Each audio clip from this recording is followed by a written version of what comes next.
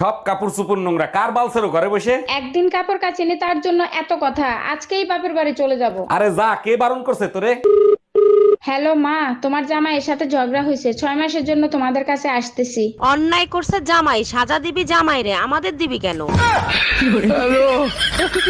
অরুণ ভাই, সত্যি করে বলেন তো, আপনি এত অল্প বয়সে বিয়ে করছিলেন কেন? ভাবি, দুনিয়াতে বাবা মার থেকে বড় কেউ নাই, তার জন্য। শুনে খুবই খুশি হইলাম আপনি আপনার বাবা মার জন্য বিয়ে করছেন। আরে ভাবি, বাবা মার জন্য না, নিজে বাবা হব তার জন্য।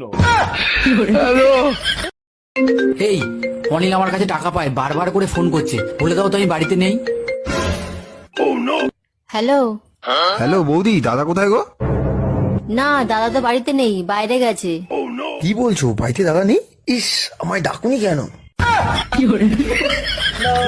অনেকদিন তো ফোনে কথা বললাম, তোমার কি আমার সাথে দেখা করতে ইচ্ছে করে না? ইচ্ছে তো আমারও করে, যদি তোমার বউ টের পেয়ে যায়। আরে তোমারে তো বলাই হয় নাই, আমার বউ তো 3 বছর আগেই মারা গেছে। আমি মারা গেছি আর আমি জানি না? তুই আজকে বাসায় আয়, তোর খবর আছে।